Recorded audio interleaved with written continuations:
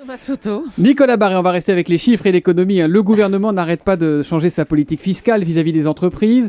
Dernier épisode en date, la surtaxe des bénéfices qui va passer de 5 à 11%. Alors face à cela, on pourrait imaginer que le front patronal est uni, tous contre le gouvernement. Eh bien pas du tout. Le patronat, Nicolas, et c'est étonnant, ne sait pas trop sur quel pied danser. Eh bien, face à un gouvernement champion des zigzags fiscaux, le patronat n'a aucune stratégie claire. Il est divisé comme jamais. Il ne sait pas en fait comment s'y prendre avec la gauche. Faut-il négocier, rechercher des compromis? Faut-il au contraire renverser la table, faire la grève de l'impôt? Car on l'entend aussi en ce moment chez les patrons. Même parmi les grandes entreprises, le front est loin d'être uni.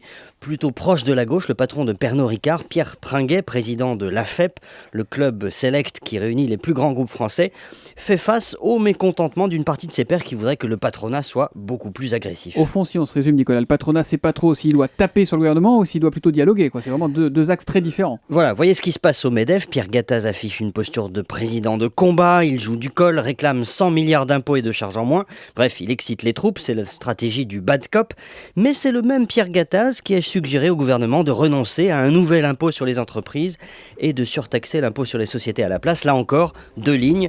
Une ligne dure, très politique, une ligne d'opposition, ce qui est toujours dangereux pour une organisation représentative, patronale ou syndicale, qui n'est pas un parti politique. Et puis une ligne plus classique, qui joue le compromis, quitte à se fâcher avec la base. Alors vous qui connaissez parfaitement bien les arcanes du syndicalisme patronal, laquelle de ces deux lignes va l'emporter, Nicolas ? Eh bien, en période de crise, le risque, c'est la radicalisation. Un patronat qui se radicalise, c'est un dialogue social qui se bloque.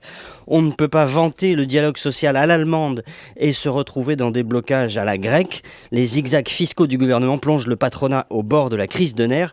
Et ça n'est bon pour personne. Les zigzags fiscaux du gouvernement qui déstabilisent le patronat. Nicolas Barré, tous les matins, directeur de la rédaction des Échos. Son édito économique, c'est sur Europe 1 à 8h10.